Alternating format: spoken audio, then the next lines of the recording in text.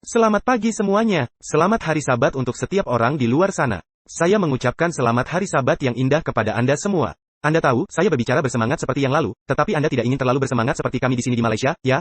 Atau dimanapun Anda berada. Tetapi saya berharap semua kalian memiliki hari Sabat yang sangat indah. Dan saya ingin mengucapkan terima kasih karena telah bergabung dengan kami pagi ini, karena kita akan segera memulai mendengar pekabaran.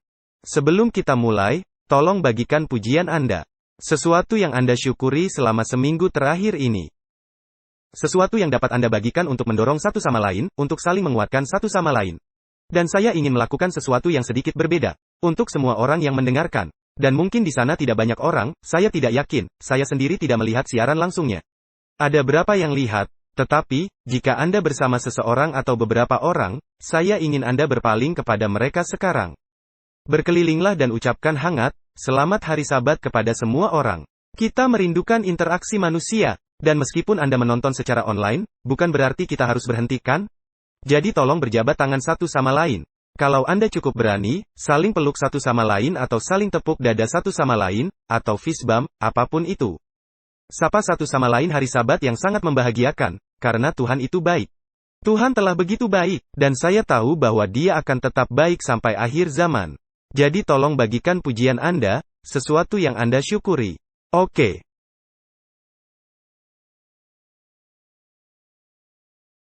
Dan sementara Anda membagikan pujian, saya akan membacakan beberapa pengumuman, dan kemudian saya akan membagikan pujian saya.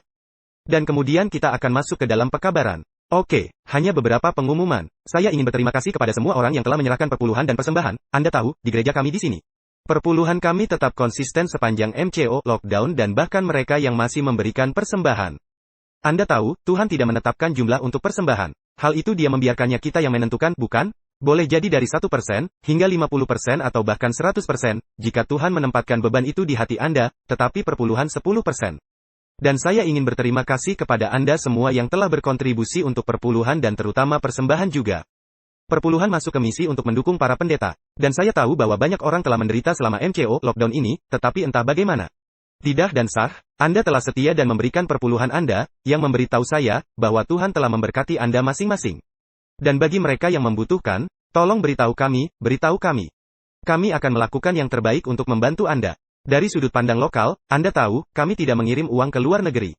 Tolong, bagi mereka yang membutuhkan di luar negeri. Anda pergi ke gereja Advent setempat, mencari bantuan. Saya tahu bahwa ada orang di sana yang dapat membantu Anda. Tetapi saya ingin berterima kasih kepada Anda semua yang telah mengirimkan perpuluhan dan persembahan online. Karena kami telah memberikan informasi itu ke obrolan dah dan sah, saya menghargai itu. Dan, membuat pekerjaan kami lebih mudah dan masih mendukung pekerjaan juga. Meskipun gereja tutup, kami masih membayar sewa di sisi sah. Dan dah, saya yakin kami masih mengembalikan uang yang kami bayar.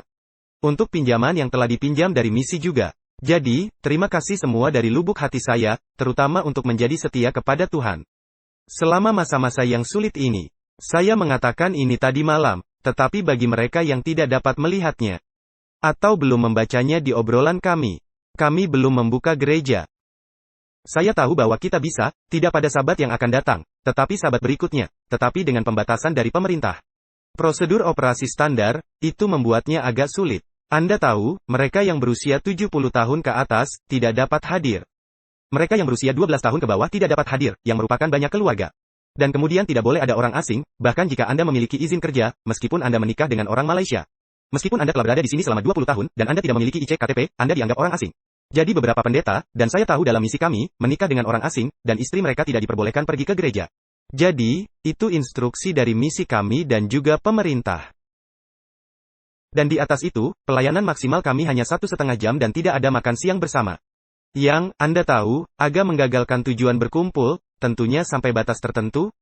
Tapi lihat, jika Anda ingin kami membuka gereja, Dewan Gereja kami telah memutuskan untuk tidak melakukannya untuk saat ini, tetapi, jika Anda benar-benar merindukan gereja dan benar-benar ingin, agar kami membuka gereja, dan Anda termasuk dalam kategori. Anda bukan orang asing, Anda berusia di atas 12 tahun dan di bawah 70 tahun, tolong beritahu kami. Kami belum melakukan survei terhadap semua anggota gereja kami, tetapi, hanya dari perhitungan dan semua orang yang datang ke gereja kami di dua sisi. Jumlahnya sangat, sangat sedikit. Jadi untuk saat ini, gereja akan tetap ditutup sampai pemberitahuan lebih lanjut. Kita akan tetap online di sini. Dan bagi mereka yang menonton di luar negeri, Anda mungkin bertanya-tanya, apakah saya akan melanjutkan tayangan? online setelah MCO lockdown dicabut dan semuanya kembali normal? Saya akan melakukan yang terbaik. Anda tahu, dan saya telah berfokus pada media dalam beberapa tahun terakhir ini, tetapi hanya sejak MCO lockdown, kami telah melakukan ini secara konsisten. Dan kami memiliki beberapa orang media dalam tim pekerja Alkitab kami yang dapat membuat ini terjadi juga.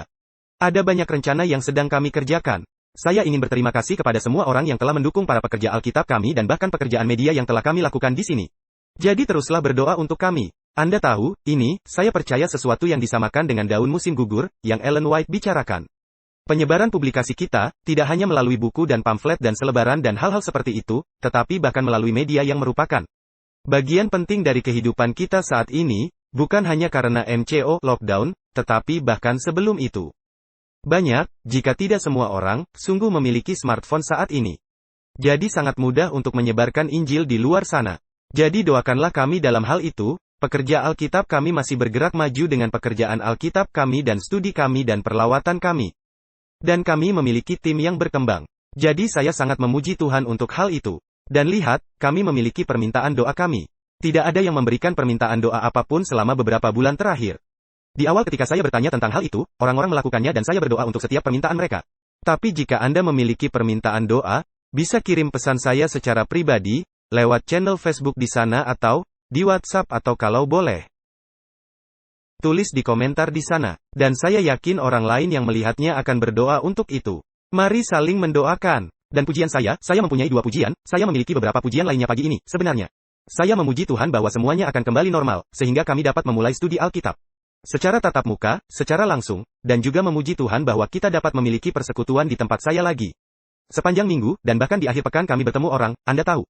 Rasanya seperti akhir pekan biasa minggu ini, dan ada orang-orang yang menginap di rumah kami, jadi saya sangat berterima kasih atas kebersamaan. Anda tahu, Tuhan tahu apa yang Dia lakukan ketika Dia memulai gereja mula-mula dan mereka berkumpul dan mereka pergi. Dan makan roti bersama dan pergi dari rumah ke rumah dan, Anda tahu, memuji Tuhan bersama. Ini adalah bagian penting dari ibadah dan pengalaman kami. Ya, kita datang untuk mendengarkan pesan kebenaran. Tetapi, sungguh suatu berkat untuk dapat bersekutu dengan orang-orang percaya yang berpikiran sama. Jadi tolong nantikan kapan kita bisa beribadah bersama lagi. Saya berharap kita semua akan kembali dan bersekutu dan memuji Tuhan. Untuk hal-hal ini, dan kita harus mengingat, Anda tahu, bahwa terkadang gereja bisa melelahkan, bukan? Tapi kita harus ingat berkat-berkat ini, kadang-kadang di masa depan, jika kita melupakan rasa lelah pergi ke gereja, mari kita ingat apa yang terjadi selama lockdown. Dan betapa senangnya untuk benar-benar berkumpul dan bersekutu dan beribadah bersama. Dan Anda tahu, saya tidak tahu apakah saya tidak ingat apakah saya memuji Tuhan untuk ini, tetapi Anda tahu. Salah satu kabel yang saya gunakan untuk beribadah online, itu dari saudara ipar saya Doni. Dan saya ingin berterima kasih kepada Tuhan karena Dia telah meminjamkannya kepada saya. Saya telah membeli kabel yang tidak cukup cepat, yang membutuhkan kecepatan tinggi HDMI, mini atau micro HDMI. Dan itu tidak akan terhubung ke komputer saya. Jadi feed ini dimungkinkan oleh kemurahan hati saudara ipar saya juga. Jadi saya ingin berterima kasih kepada Tuhan untuk itu juga, Anda tahu, jadi Tuhan sangat baik. Tuhan sudah sangat baik, dan saya ingin mendorong Anda, tolong bagikan pujian Anda. Yah, saya berbicara cukup. Kita ingin masuk ke pekabaran untuk pagi ini. Dan saya hanya ingin meminta Anda menundukkan kepala bersama saya untuk berdoa. Mari kita berdoa. Bapa di sorga, terima kasih banyak untuk waktu ini. Terima kasih untuk hari Sabat, Tuhan. Terima kasih bahwa kami dapat menyisihkan waktu untuk datang, dan fokus pada firman-Mu, dan Tuhan kami datang mengharapkan berkat. Karena Engkau sudah memberkati waktu ini. Engkau telah memberkati firman-Mu yang suci. Sekarang, tolong berkati kami dengan Roh Kudus-Mu. Dan saya berdoa agar Engkau menyucikan hati dan jiwa kami. Berilah kami telinga yang penuh perhatian dan peka untuk mendengar suara Roh berbicara kepada kami. Tolong Tuhan, bimbing kami sekarang, ajari kami. Kami berdoa dalam nama Yesus. Amin. Anda akan melihat bahwa judul khotbah hari ini adalah Waktu Penghakiman. Dan saya ingin mengundang Anda untuk ikut dengan saya dengan Alkitab Anda. Untuk kembali ke Wahyu pasal 14. Kita telah melewati bagian pertama dari pekabaran malaikat yang pertama. Dan kita akan berusaha untuk menyelesaikan pekabaran malaikat yang pertama hari ini. Minggu lalu kita mengambil sedikit istirahat. Tapi sekarang kita kembali ke Wahyu 14 ayat 6 dan 7. Mari kita buka Alkitab kita di sana. Wahyu 14, ayat 6 dan 7. Alkitab berkata, dan aku melihat seorang malaikat lain terbang di tengah-tengah langit. Dan padanya ada Injil yang kekal untuk diberitakannya kepada mereka yang diam di atas bumi. Dan kepada semua bangsa dan suku dan bahasa dan kaum, dan ia berseru dengan suara nyaring. Takutlah akan Allah dan muliakanlah Dia, karena telah tiba saat penghakimannya. Dan sembahlah Dia yang telah menjadikan langit dan bumi dan laut dan semua mata air. Teman-teman, mengapa kita harus takut akan Tuhan? Mengapa kita harus memuliakan Dia? Di ayat 7 di sana, itu memberi kita motivasi dalam arti, mengapa kita harus melakukan semua yang kita lakukan hari ini, karena waktu penghakimannya telah tiba. Kita hidup di zaman penghakiman. Penghakiman ada pada kita, sudah sejak 1844. Dan itulah mengapa kita harus takut akan Tuhan. Apa artinya takut akan Tuhan? Bukan untuk takut, tetapi untuk memiliki ketaatan yang tidak perlu dipertanyakan lagi. Bahkan ketika Anda tidak mengerti alasannya mengapa. Apa artinya takut akan Tuhan?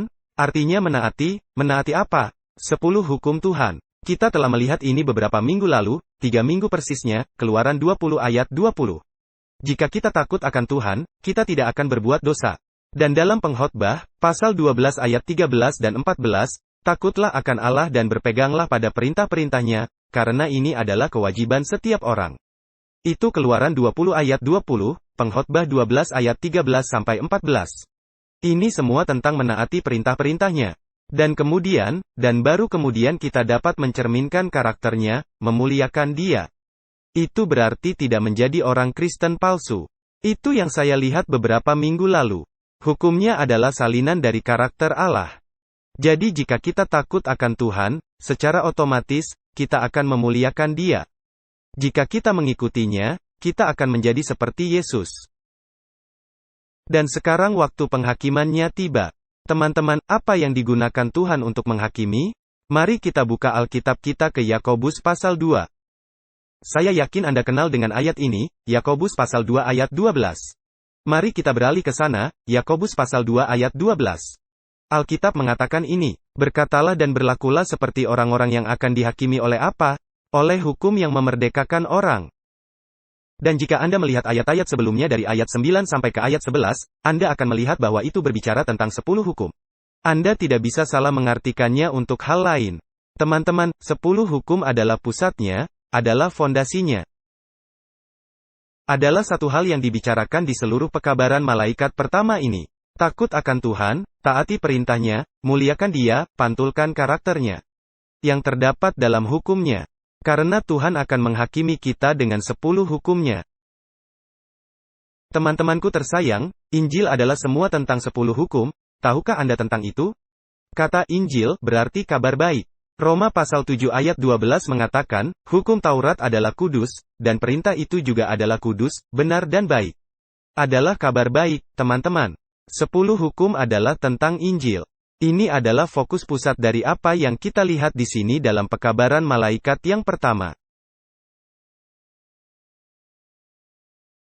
Tapi sekarang, bagaimana kita bisa siap untuk penghakiman? Mari kita buka 1 Petrus pasal 1 ayat 17. Bagaimana kita bisa siap untuk penghakiman ini? 1 Petrus pasal 1 ayat 17, Alkitab mengatakan ini. Dan jika kamu menyebutnya Bapa, yaitu Dia yang tanpa memandang muka menghakimi semua orang menurut perbuatannya.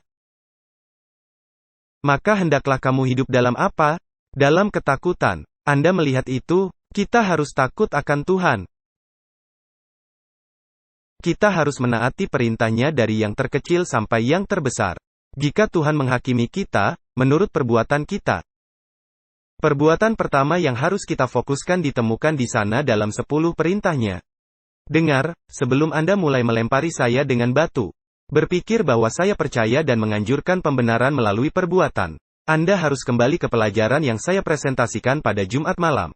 Anda tidak akan berpikir itu, jika Anda bergabung dengan kami pada Jumat malam, lihat saja pelajaran yang kami lihat tadi malam, tentang iman Sarah. Anda tahu, saya tidak percaya pada pembenaran melalui perbuatan. Hanya dengan iman, tapi teman-teman, apakah perbuatan memiliki peran untuk dimainkan? Tentu saja, karena itulah apa yang Tuhan hakimi dari kita. Ya, Dia akan menilai motif dan niat dan pikiran hati kita.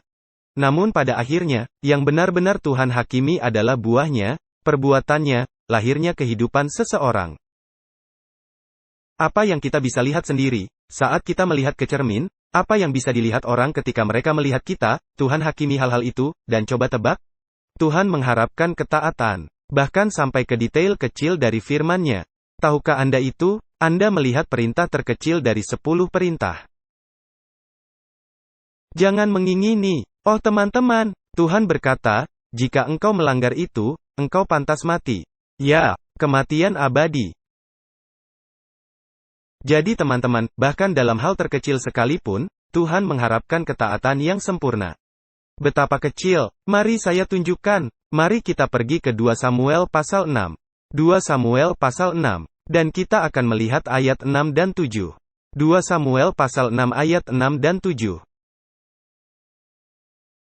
Ketika mereka sampai ke tempat pengirikan Nahon, maka Uza mengulurkan tangannya kepada tabut Allah itu, lalu memegangnya, karena lembu-lembu itu tergelincir. Maka bangkitlah murka Tuhan terhadap Uza, lalu Allah membunuh dia di sana karena keteledorannya itu, ia mati di sana dekat tabut Allah itu. Tabut Allah sedang dibawa kembali ke kota Daud. Dia siap untuk membawa tabut itu dan menjadikannya bagian dari bait suci. Dan, melalui jalan jalan berbatu dan dia mulai bergetar dan sepertinya itu mau jatuh dan Uza dalam kebaikan hatinya.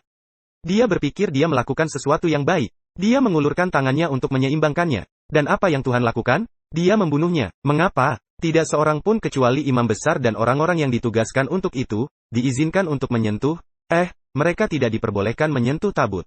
Hanya tongkat dari tabut. Seberapa spesifik Tuhan? Oh, teman-teman, ini bahkan bukan bagian dari 10 perintah. Ini hanya firman Tuhan. Ini hanya instruksi Tuhan, dan teman-teman, ini semua tentang apa firman Tuhan dan firman Tuhan saja. Ini melampaui hanya 10. Saya hanya berbicara tentang 10 perintah pagi ini, tapi kita lihat di sini, bahkan dengan Uza, Tuhan memukulnya mati karena dia melanggar firman-Nya. Mari kita pergi ke yang lain. 1 Raja-Raja pasal 13. Seberapa spesifik Tuhan itu? Seberapa kecil hal-hal kecil yang Tuhan katakan itu penting? Nah, 1 Raja-Raja pasal 13. Dan izinkan saya memberi Anda latar belakang saat Anda beralih ke sana, kita akan melihat ayat 1 terlebih dahulu. Ini tentang Raja Yerobeam. Dia adalah raja pertama Israel, setelah kerajaan terpecah. Rehabim adalah putra Salomo. Dia memiliki 2 suku. Yerobeam, yang ditahbiskan oleh Tuhan. Dia adalah raja dari 10 suku dan kerajaan utara. Dan Tuhan berkata, engkau akan menjadi orangnya, dialah yang menempatkan mereka di sana. Tetapi Yerobeam, dia menjadi sedikit takut, dan dia mulai membuat patung emas untuk orang-orang, untuk disembah sehingga mereka tidak akan kembali ke Yerusalem setiap tahun dan beribadah di sana dan mungkin kehilangan Yerusalem dan orang-orang dan pergi ke Raja Rehabim. Jadi dia mendirikan anak lembu emas dan membawa semua kejahatan ini. Dan menyebabkan semua orang berdosa. Jadi di ayat 1, lihat apa yang terjadi di 1 Raja-Raja pasal 13. Sedang Yerobeam berdiri di atas mezbah itu sambil membakar korban, maka atas perintah Tuhan datanglah seorang abdi Allah dari Yehuda ke Betel. Lalu atas perintah Tuhan berserulah orang itu terhadap mezbah itu, katanya, hai mezbah, beginilah firman Tuhan, bahwasanya seorang anak akan lahir pada keluarga Daud, Yosian namanya. Ia akan menyembelih di atasmu imam-imam bukit pengorbanan yang membakar korban di atasmu, juga tulang-tulang manusia akan dibakar di atasmu. Pada waktu itu juga ia memberitahukan suatu tanda ajaib, katanya, inilah tanda ajaib, bahwa Tuhan telah berfirman. Bahwasanya mezbah itu akan pecah, sehingga tercurah abu yang di atasnya. Demi Raja Yerobeam mendengar perkataan abdi Allah yang diserukannya terhadap mezbah di Betel itu, ia mengulurkan tangannya dari atas mezbah dan berkata, tangkaplah dia, tetapi tangan yang diulurkannya terhadap orang itu menjadi kejang, sehingga tidak dapat ditariknya kembali. Maka mezbah itu pecah dan abunya dicurahkan dari mezbah itu, sesuai dengan tanda yang diberikan oleh abdi Allah itu dari firman Tuhan. Jadi Yerobeam marah kepada nabi ini karena berbicara menentang dia. Dan dia berkata, tangkap pria itu. Dan dia sendiri sudah siap untuk meraihnya. Tapi kemudian apa? Tangannya kejang dan dia meminta nabi, tolong sembuhkan tanganku. Nabi memuji Tuhan. Tangannya disembuhkan saat itu juga. Dan kemudian ayat 8, tetapi abdi Allah itu berkata kepada raja, sekalipun setengah dari istanamu kau berikan kepadaku. Aku tidak mau singgah kepadamu, juga aku tidak mau makan roti atau minum air di tempat ini. Yerobeam sangat bersyukur karena dia menyembuhkannya, sehingga dia berkata, ayo biarkan aku memberimu makan. Dan Nabi berkata, tidak. Ayat 9, Sebab beginilah diperintahkan kepadaku atas firman Tuhan, jangan makan roti atau minum air dan jangan kembali melalui jalan yang telah kau tempuh itu. Jadi, instruksi dari Tuhan adalah, Nabi, langsung pulang. Jangan makan dengan siapapun. Jangan minum dengan siapapun. Bahkan jangan pulang melalui jalan yang sama seperti saat engkau datang. Jadi dia pulang dan dalam perjalanan pulang. Ceritanya sebenarnya, tentang Nabi tanpa nama. Apa yang terjadi? Dia bertemu dengan seorang tua yang mengatakan, saya juga seorang Nabi. Dan datang dan makanlah di tempatku. Dia mengatakan, tidak, dengar, Tuhan mengatakan kepadaku bahwa kamu harus datang ke rumahku dan makan di tempatku. Dan apa yang dilakukan Nabi muda ini, yang tidak disebutkan namanya, yang berseru melawan Yerobeam. Dia pergi ke rumah orang tua itu untuk makan. Dan lihat ini, ayat 20. 1 Raja-Raja 13 ayat 20. Sedang mereka duduk menghadapi meja, datanglah firman Tuhan kepada Nabi yang telah membawa dia pulang. Ia berseru kepada abdi Allah yang telah datang dari Yehuda, beginilah firman Tuhan. Karena engkau telah memberontak terhadap titah Tuhan dan tidak berpegang pada segala perintah yang diperintahkan kepadamu oleh Tuhan, Allahmu. Tetapi kembali dan makan roti dan minum air di tempat ini walaupun ia telah berfirman kepadamu. Jangan makan roti atau minum air, maka mayatmu tidak akan masuk ke dalam kubur nenek moyangmu. Perhatikan apa itu, apa arti dari firman Tuhan di sini? Apakah Anda melihat ini di ayat 21? Ketika dikatakan, beginilah firman Tuhan, karena engkau telah memberontak terhadap titah Tuhan dan tidak berpegang pada apa?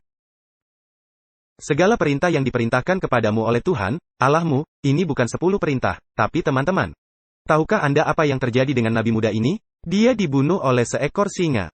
Dia dibunuh. Kehidupan kekalnya dipertaruhkan karena ini, karena dia tidak menaati firman Tuhan. Dengan hanya masuk dan makan dan minum dengan orang ini yang mengatakan bahwa dia diperintahkan dari Tuhan juga. Teman-teman, betapa kecilnya, bahwa Tuhan peduli tentang hal-hal ini, tentang firman-Nya, sangat kecil, tetapi sangat penting. Anda tahu, tentu saja nubuatan itu menjadi kenyataan, dan Anda tidak akan melihat salah satu dari hal-hal itu, yang jangan makan dan jangan minum di rumah orang. Itu bukan bagian dari 10 perintah teman-teman. Hanya saja orang ini, menentang firman Tuhan. Tetapi lihat, sedikit instruksi dari Tuhan, itu penting. Betapa kecil, Tuhan memberitahu Raja Daud, untuk tidak menghitung bangsa Israel dan dia tidak menaatinya, dan apa yang terjadi?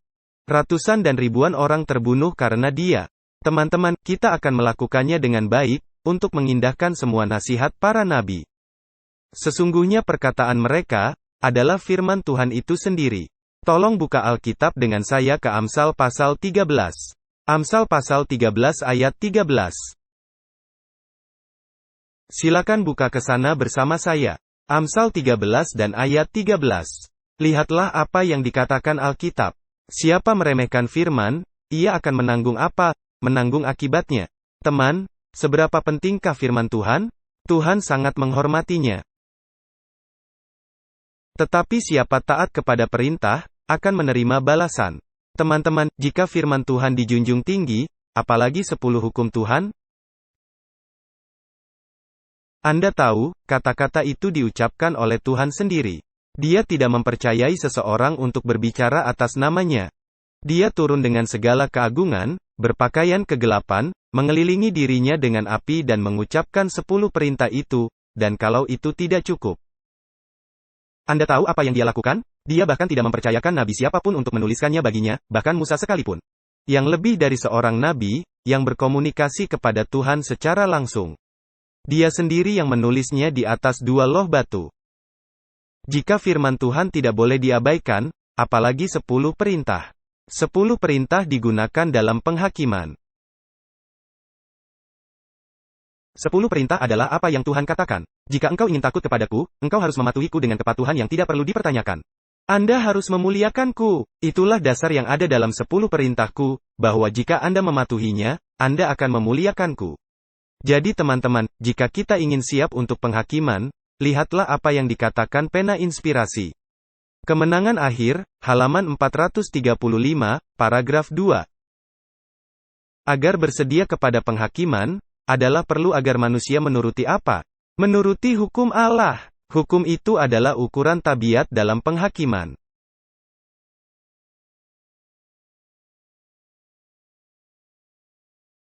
Teman-teman, jika kita ingin siap untuk penghakiman, jika kita ingin bersedia untuk penghakiman, penting bagi kita untuk memelihara hukum Allah.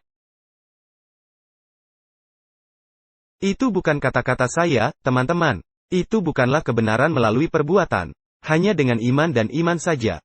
Tetapi Anda lihat, Tuhan akan menghakimi sesuatu yang lebih khusus. Mari kita kembali ke pekabaran malaikat pertama yang ditemukan di sana dalam Wahyu 14. Kita harus takut akan Tuhan. Kita harus memuliakan Dia. Mengapa? Karena saat penghakimannya telah tiba, tetapi ada sesuatu yang lain. Ayat 7. Dan sembahlah Dia yang telah menjadikan langit dan bumi dan laut dan semua mata air. Teman-teman, pada akhirnya, sesungguhnya, ini semua tentang siapa yang kamu sembah.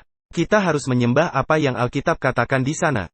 Sembahlah Dia yang telah menjadikan langit dan bumi dan laut dan semua mata air. Kita harus menyembah Sang Pencipta. Itu adalah perintah hari Sabat. Jadi dari 10 perintah yang kita lihat, takut akan Tuhan, muliakan Dia, karena Tuhan akan menghakimi kita, dari 10 perintah, di akhir pekabaran malaikat pertama. Ini memperbesar ke satu arah. Itu adalah perintah hari Sabat. Peringatan penciptaan Tuhan. Satu-satunya kesaksian yang benar tentang Allah sebagai pencipta kita. Mengapa? Karena segala sesuatu telah dicemarkan sejak dosa, tahukah Anda itu? Tidak ada sesuatu pun di alam yang benar-benar mencerminkan karakter Tuhan dengan sempurna. Itu mencerminkan karakter Tuhan sampai batas tertentu. Tetapi tidak, perhatikan, babak puncak penciptaan, itu bukan hari Sabat. Itu adalah manusia. Tuhan memahkotai manusia dengan kemuliaan dan kehormatan. Dan bahkan itu telah dikotori dengan dosa. Begitu banyak dari kita yang hidup seperti binatang hari ini, jahat, dan kita tidak mencerminkan karakter Tuhan. Hewan memakan hewan, manusia memakan hewan, duri dan onak pada berbagai tanaman seperti duri mawar, duri tajam pada buah durian. Anda tahu, beberapa dari Anda, biarkan saya mengambil sedikit penyimpangan. Anda mengatakan bahwa duri dari durian, ada karena Tuhan tidak ingin kita memakannya. Yah, kita memiliki duri pada bunga mawar, namun itulah yang paling sering kita gunakan untuk hadiah, kepada para wanita. Bukan. Saya pikir Anda mengerti apa yang saya coba katakan di sini. Tetapi satu-satunya peringatan sejati yang tersisa dari penciptaan adalah apa yang terjadi setiap minggu. Setiap Sabat. Apakah Anda mengerti itu, teman? Satu-satunya hal yang tersisa yang tidak dapat dinodai oleh setan adalah hari Sabat. Dia menempatkan hal-hal di sekitarnya untuk mengalihkan perhatian kita darinya, seperti mengubah hari ibadah dan fokus pada hari lain. Tetapi setiap minggu, hari Sabat bergulir tanpa noda dan tidak tersentuh dari tangan manusia atau malaikat manapun. Maka pusat kontroversi akan difokuskan pada perintah ini. Hari ini, hari Sabat, itu disebut materai Tuhan versus tanda binatang. Tapi teman-teman, apa hubungannya penghakiman dengan waktu yang kita jalani? Anda lihat, Yesus tidak bisa datang sampai Dia menghakimi semua orang.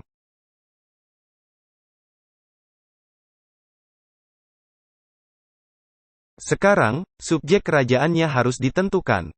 Buka dengan saya dalam Alkitab Anda ke Daniel pasal 7, Daniel pasal 7 ayat 9. Lihatlah apa yang Alkitab katakan di sini.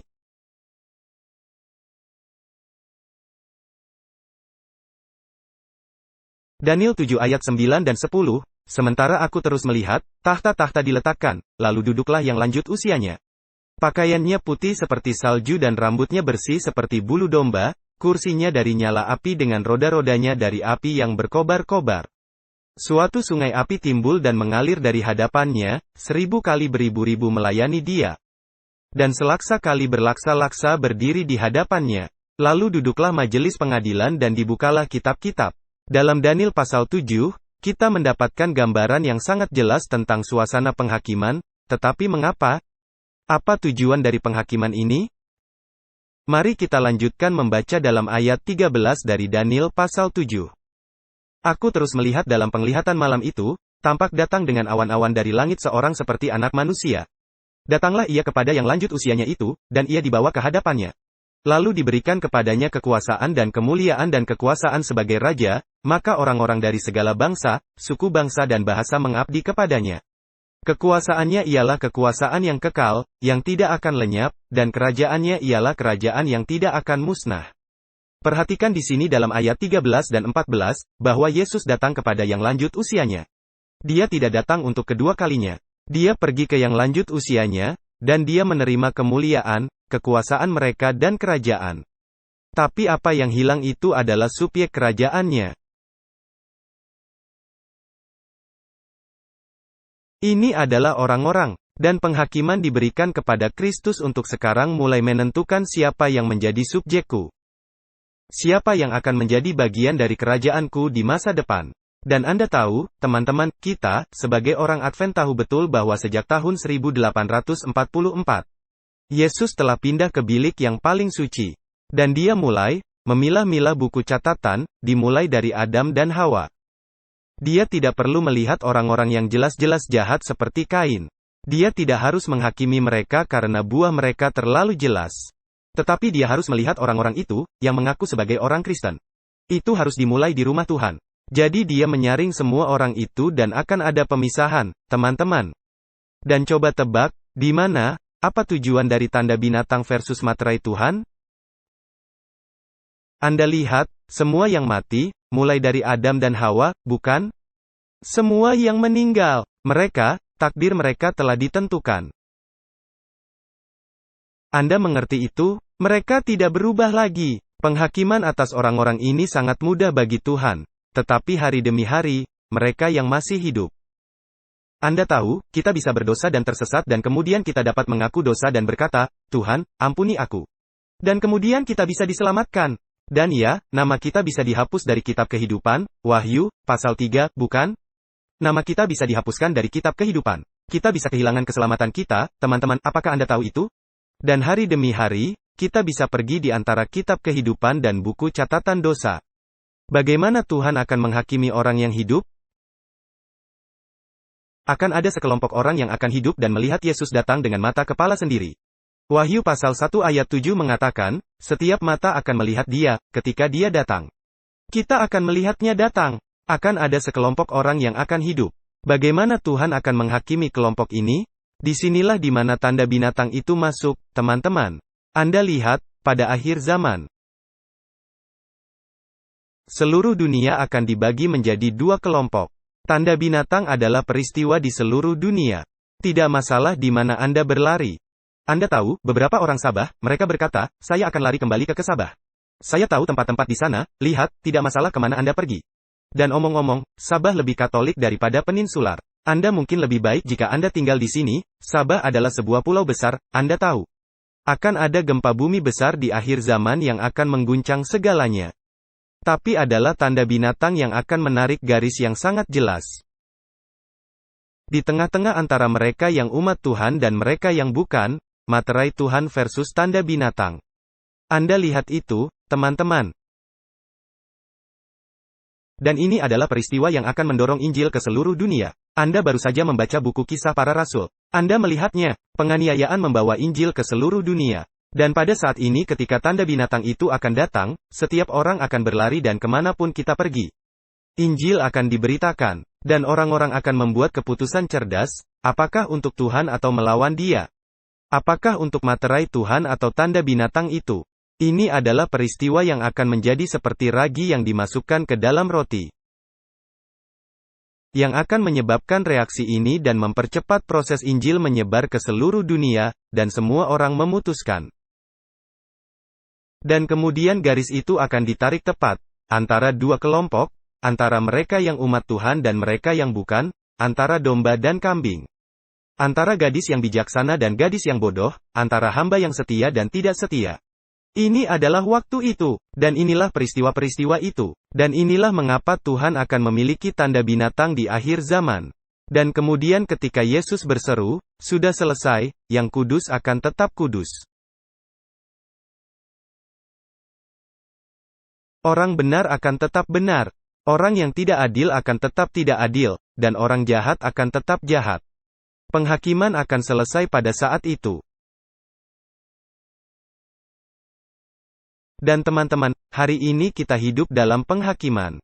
Ya, hari ini Anda memiliki kesempatan untuk pergi di antara yang jahat, ke yang benar. Di antara buku kehidupan, ke buku catatan dosa, tetapi Anda juga bisa pergi dari buku kehidupan, ke buku catatan dosa. Saya rasa saya sudah mengatakan itu. Tetapi pertanyaannya adalah ini, teman-teman, bagaimana kita bisa siap? Bagaimana kita bisa siap dalam penghakiman ini, waktu ini di mana kita hidup? Buka dengan saya dalam Alkitab Anda ke Amsal pasal 1, Amsal pasal 1 ayat 29. Mari kita buka Alkitab kita di sana. Saya ingin Anda membaca bersama saya. Amsal pasal 1 ayat 29, bagaimana kita bisa siap untuk waktu penghakiman di hari ini, di mana kita hidup. Amsal 1 ayat 29, oleh karena mereka benci kepada pengetahuan dan tidak memilih takut akan Tuhan. Entah bagaimana untuk takut akan Tuhan, meskipun kita taat tanpa mengerti alasan mengapa, ketaatan yang tidak dipertanyakan, itu ada hubungannya dengan memilihnya. Lalu menginginkan pengetahuan. Teman-teman, kita harus memilih menginginkan pengetahuan tentang Tuhan, pengetahuan tentang 10 perintah.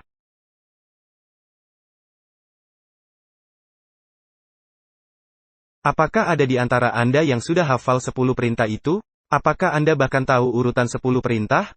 Saya telah meminta Anda untuk melakukan ini selama beberapa bulan terakhir. Saya ingin menantang Anda. Silakan ulangi, pelajarilah, ingatlah. Tahu urutannya, inginkan pengetahuan, karena itu akan menuntun kita untuk memilih takut akan Tuhan, yang menjadi landasan di mana kita dapat memuliakan Dia.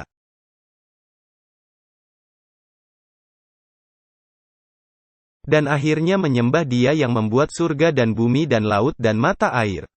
Teman-teman, kita harus kembali takut akan Tuhan, tetapi kita harus memilihnya. Kita harus menginginkannya. Dan tahukah Anda teman-teman, sebelum Tuhan selesai menumpahkan tulah di Mesir, di belakang sana di kitab Keluaran. Inilah apa yang Tuhan nyatakan kepada Firaun. Mari saya tunjukkan, mari buka Alkitab kita ke Keluaran pasal 9 ayat 30. Keluaran pasal 9 ayat 30. Lihatlah apa yang Alkitab katakan. Tetapi tentang engkau dan para pegawaimu, ini adalah apa yang dia katakan tentang Firaun. Aku tahu, bahwa kamu belum takut kepada Tuhan Allah. Pada saat itu, tulah belum selesai dicurahkan, kematian anak sulung belum terjadi. Laut Merah belum jatuh pada tentara Mesir, membunuh seluruh tentara mereka. Dan bahkan Firaun sendiri. Teman-teman, kita hari ini, harus memilih untuk takut akan Tuhan. Itu adalah pilihan yang kita buat. Itu bukan sesuatu yang datang begitu saja, oleh sebuah pertobatan. Itu yang terjadi sebelum pertobatan. Ketika Anda memilihnya, maka Tuhan dapat mulai bekerja. Anda melihatnya, itu bukan yang terjadi secara alami hanya ketika Anda pergi ke gereja, tidak teman-teman. Itu tidak terjadi secara alami, hanya karena Anda dibesarkan di keluarga Advent. Kita sendiri yang harus memilih takut akan Tuhan. Kita harus memilih untuk menginginkan pengetahuan tentang Tuhan. Jadi di hari-hari terakhir, apa yang terjadi dengan orang Mesir, ini paralel dengan zaman kita juga. Tahukah Anda itu? Mari kita pergi ke Wahyu pasal 15. Ini adalah pasal untuk pengenalan dari 7 malapetaka terakhir yang dicurahkan ke seluruh dunia sebelum Yesus datang. Wahyu 15 ayat 4. Lihatlah ini, Wahyu 15 ayat 4. Siapakah yang tidak takut, ya Tuhan, dan yang tidak memuliakan nama-Mu? Sebab Engkau saja yang kudus. Karena semua bangsa akan datang dan sujud menyembah Engkau, sebab telah nyata kebenaran segala penghakiman-Mu. Kemudian daripada itu aku melihat orang membuka bait suci, kemah kesaksian, di sorga. Dan ketujuh malaikat keluar dari bait suci, dengan apa? Dengan ketujuh malapetaka itu, berpakaian lenan yang putih bersih dan berkilau-kilauan dan dadanya berlilitkan ikat pinggang dari emas. Teman-teman, ada kelompok yang akan menerima 7 malapetaka terakhir. Mereka tidak memilih untuk takut akan Tuhan pada akhir zaman, mereka tidak memilihnya. Mereka tidak menginginkannya. Mereka tidak mencarinya dengan sepenuh hati. Buka dengan saya dalam Alkitab Anda ke Ulangan. Ulangan 28 ayat 58. Lihatlah apa yang dikatakan Alkitab di sini. Ulangan 28 ayat 58. Jika engkau tidak melakukan dengan setia segala perkataan hukum Taurat yang tertulis dalam kitab ini. Dan engkau tidak takut akan nama yang mulia dan dahsyat ini, yakni akan Tuhan, Allahmu. Maka Tuhan akan menimpakan pukulan-pukulan yang ajaib kepadamu, dan kepada keturunanmu.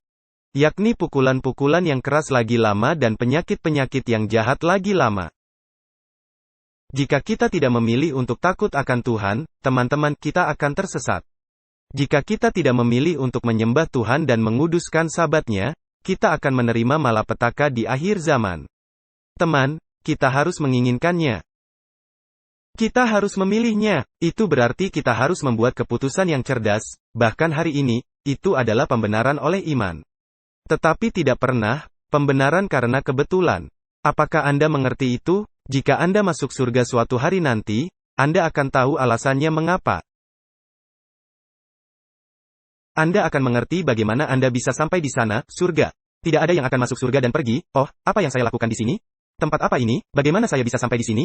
Mereka tidak akan memiliki sikap seperti itu. Mengapa? Karena mereka akan lama berkonflik dengan diri sendiri. Tuhan, saya ingin tidur hari ini, versus, saya harus pergi ke gereja dan belajar dan memilih pengetahuan. Apa Anda mengerti itu? Oh, aku punya anak, aku harus merawat mereka. Anda dapat memberikan ruang bagi firman Tuhan.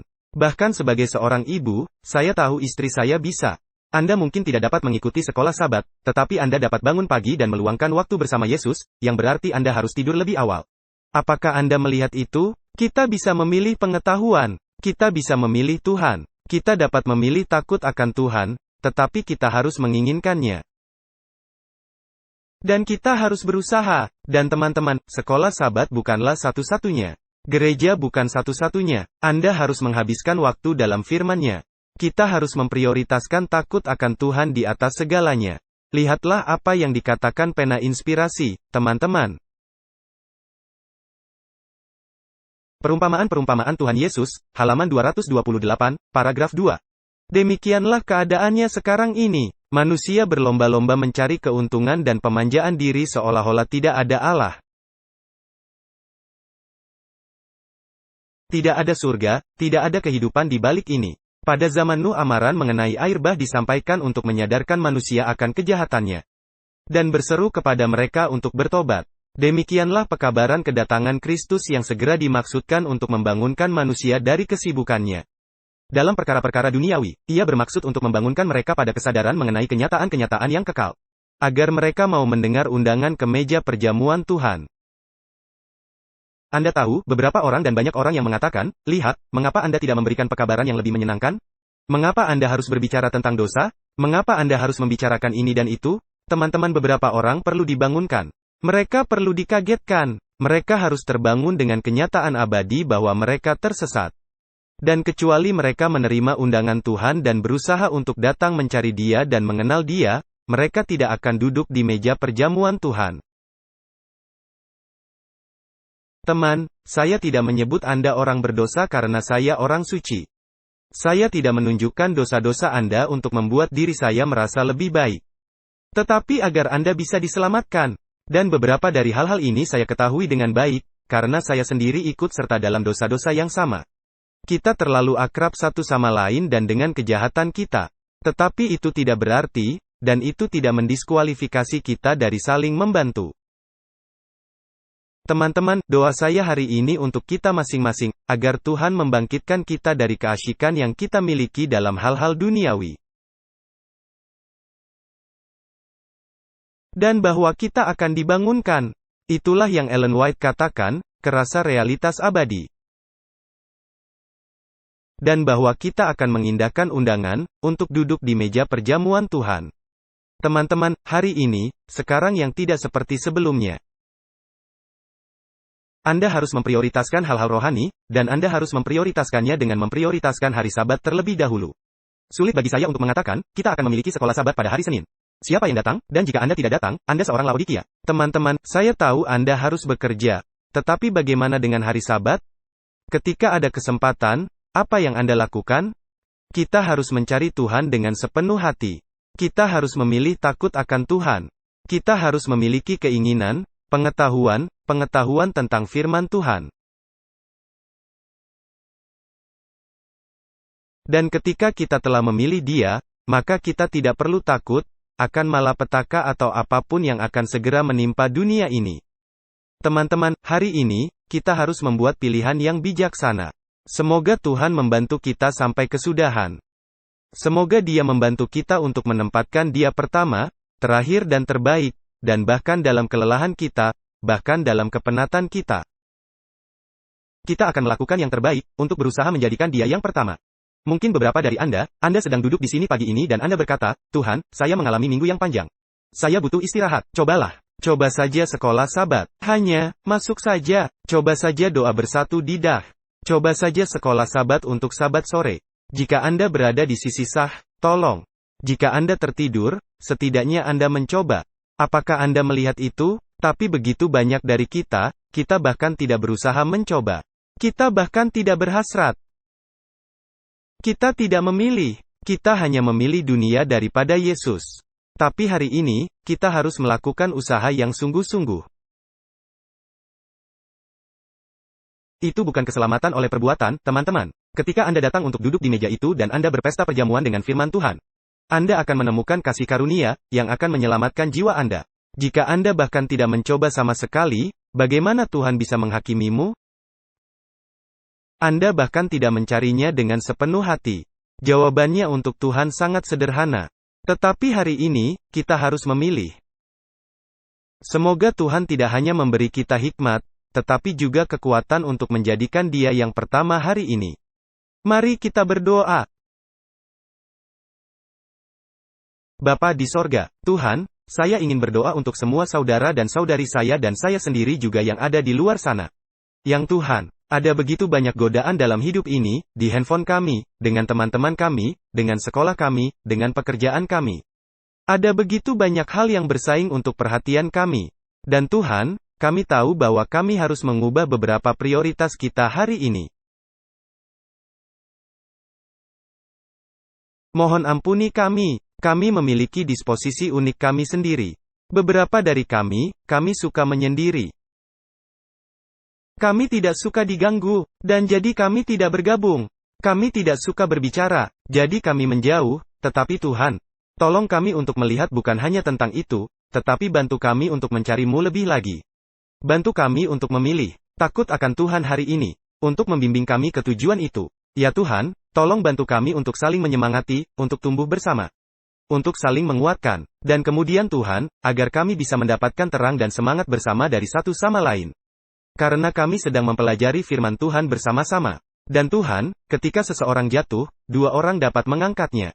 Jadi Bapa, tolong, bantu kami untuk mengetahui apa yang perlu kami lakukan hari ini, untuk memilih-Mu dan mengutamakan-Mu di atas segalanya.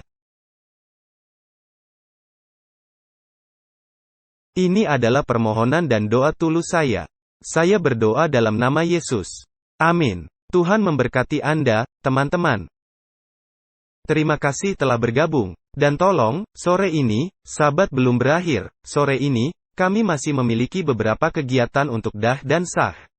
Dan, aku punya permintaan, setidaknya di sisi SAH, saya belum yakin tentang DAH, tapi bisakah kita mengajak orang lain untuk bergabung? Dengar, saya serahkan itu pada direktur program. Oke, jadi Anda berbicara dengan pimpinan sekolah Sabat, dan kemudian saya pikir pada sore hari. Kami sudah mendapatkan Rebecca, atau Jerry sudah. Saya tidak yakin, tapi, dengar, jika Anda punya teman dari gereja lain, bahkan di luar negeri yang ingin Anda ajak. Saya serahkan kepada mereka untuk memutuskan, saya bukan penyelenggara dari semua ini. Saya membiarkan para pemimpin saya membuat keputusan mereka. Tetapi lihat, mari menyibukkan sampai Yesus datang. Mari kita memilih untuk takut akan Tuhan hari ini. Selamat hari Sabat teman-teman, malam ini, pukul 7. Kami mengadakan kebaktian penutup matahari terbenam bersama-sama. Saya harap Anda diberkati oleh orang-orang muda yang telah berbagi. Dan kami memiliki orang muda lain yang akan berbagi malam ini dan marilah kita memberi mereka perhatian sepenuh hati. Dan saya tahu bahwa, Anda tahu, jam tutup Sabat, terkadang agak sulit. Beberapa orang sudah makan atau terburu-buru untuk makan. Atau kita sedang terburu-buru untuk pergi keluar, tetapi mari kita ingat, untuk menjaga tepi hari Sabat dan bergabunglah dengan kami. Saya ingin melihat Anda semua di sana. Tuhan memberkati Anda sampai saat itu. Mari kita terus memilih takut akan Tuhan. Selamat hari Sabat teman-teman. Sampai jumpa lagi.